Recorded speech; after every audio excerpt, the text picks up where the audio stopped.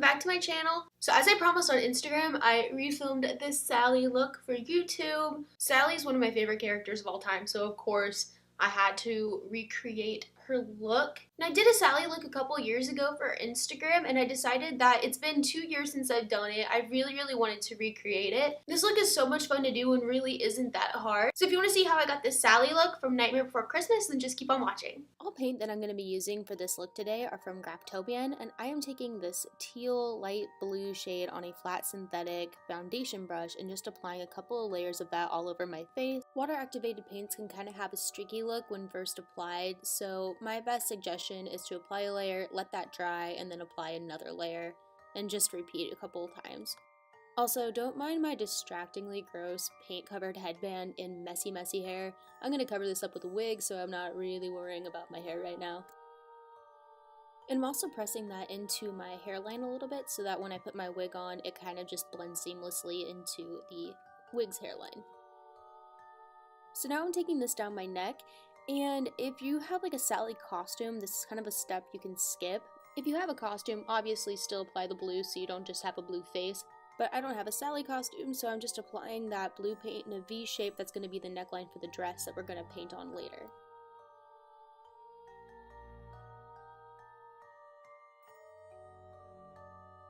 For my highlight, I'm going to take this white paint on just a fluffy brush, and don't worry about these paints hurting your brush. They're water-based, so they'll wash right out when you go to clean your brushes.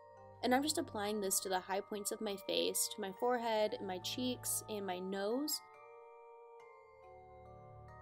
So word of caution, when you go to blend these out, you have to be very delicate with it because these are water activated paints and they're wet, so they're going to pick up the paint underneath them and move it around if you're not too careful.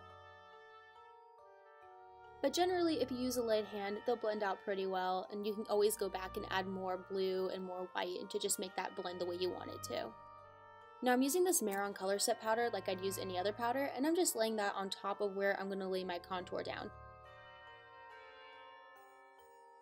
And for the contour, I'm going to take this blue eyeshadow from Sugarpill called Velocity and just carve out my cheekbones with that.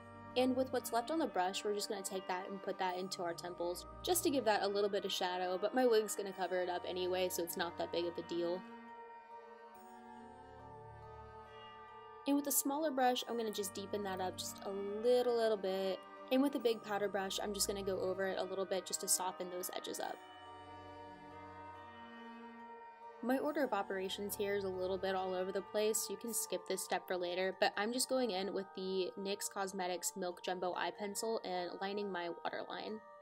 And Sally has that super tiny pinched nose, so I'm going to take some of that blue Velocity shadow on this Luxie shader brush and just start contouring my nose and really focusing that contour shade at the top and working its way down. And just to make that a little less harsh, I'm taking a fluffy blending brush and just blending over top of that, and just blending that down the sides of my nose and avoiding getting that on top of my nose where we put down that highlight. And this is going to be really subtle, but just for that little button nose effect, I'm just taking that underneath the tip of my nose and over top and just blending that out just to get it a little bit more contoured. And to get that bigger eye effect, I'm taking some white body paint and just filling in underneath my eyes to get that more large, wide, rounded, bigger eye shape. And then I am setting that in place with Tako from Sugarpill. And for my eyebrows, I'm going to be using the Kat Von D Everlasting Liquid Lipstick in Echo. And you can use a red lipstick for this because Sally's hair is red, but she doesn't really have very defined eyebrows. I just wanted to use a color that kind of matches her skin a little bit. And I guess the argument can be made that Sally's not really this blue, but whatever, use whatever colors you want. And for this look, I'm using my own eyebrow shape, but Sally is really expressive, so feel free to do whatever eyebrow shape that you want. And now with Velocity again on a blending brush, I'm just going to shade my eyes, and I'm just running this along my crease and not taking it all the way into my inner corner, but I'm bringing that color upward just to give my eyes a bigger look because Sally's eyes are really big. And now with the pencil brush, I'm taking that Velocity again and just outlining that white that I laid down underneath my eye. This just helps give it that nice big eye shape.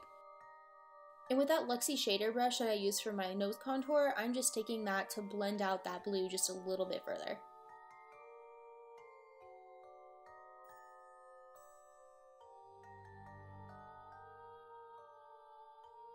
And now to prep for the stitches, I am taking a Smith 220 brush and just dragging that blue shade outside the corners of my mouth.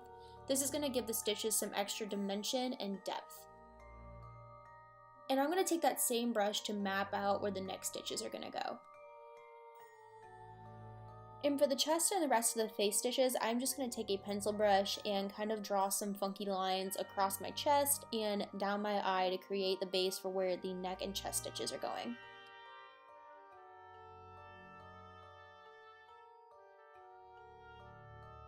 And now for the fun part. Sally's stitches are a mix between slanted lines and X shapes, so I'm just putting those kind of randomly across where the stitches are supposed to go.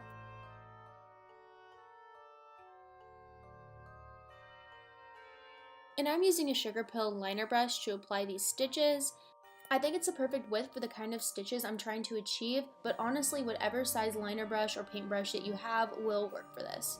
And now to start shading the stitches, I'm taking some gray body paint on my same liner brush and just dragging that gray across both sides of each stitch.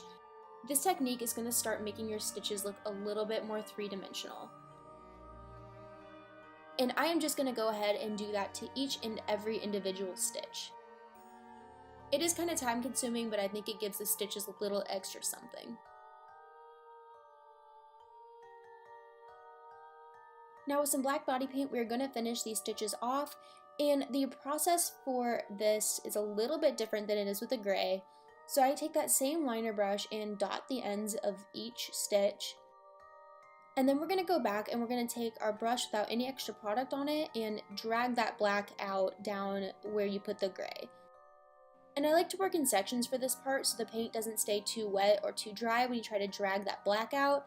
So I do my eye first and drag all that out, and then my mouth, and then move down to my chest. I think that gives the paint the perfect amount of time to set in place but still be able to move just that little bit.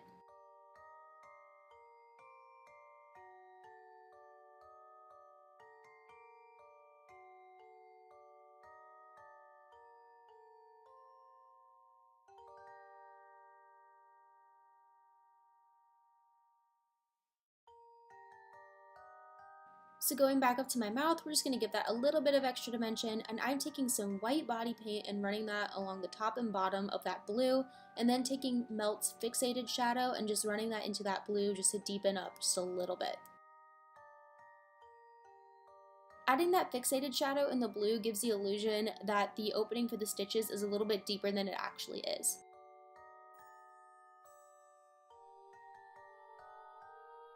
And I'm going to go ahead and repeat that same process for the stitches along my face, around my neck, and down my chest.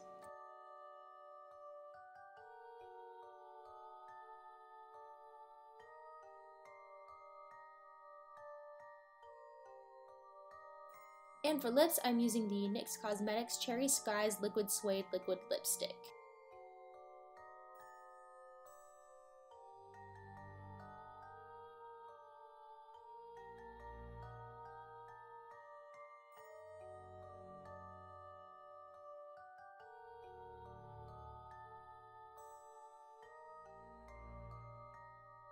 And now for Sally's dress, I'm taking a green, yellow, and brown paint, and with that same foundation brush that I applied our face color with, I am just sectioning off different parts of the dress. So with those first three colors, I mixed together this for the first section of the dress. Her dress also has a yellow, blue, and a pink, so I'm just going to be alternating between those three to create the different portions of the dress and the sleeves.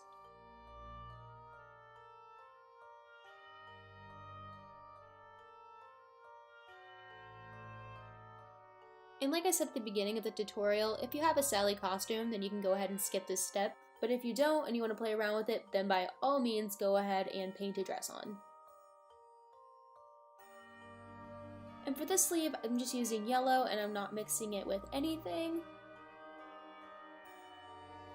And for the other sleeve, I'm just using that same color that I used to paint my face in. And now taking my black body paint, I'm just going to paint on some stitches to connect the sleeves together.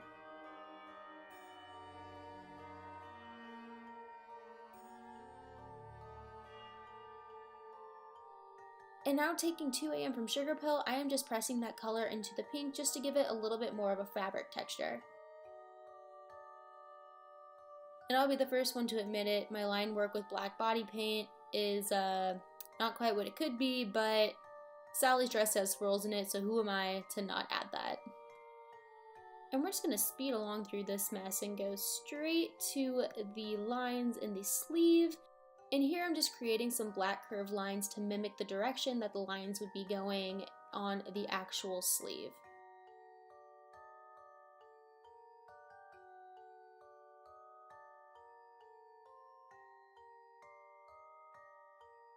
And now to finish this up, I'm taking that Velocity shade again on the same brush that I shaded my eyes with and just going along that neckline just to give it a little bit of a shadow.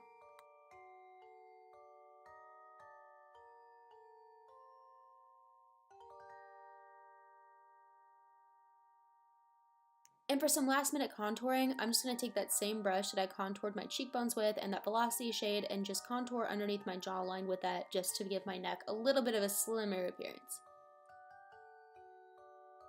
And then also right underneath my chin.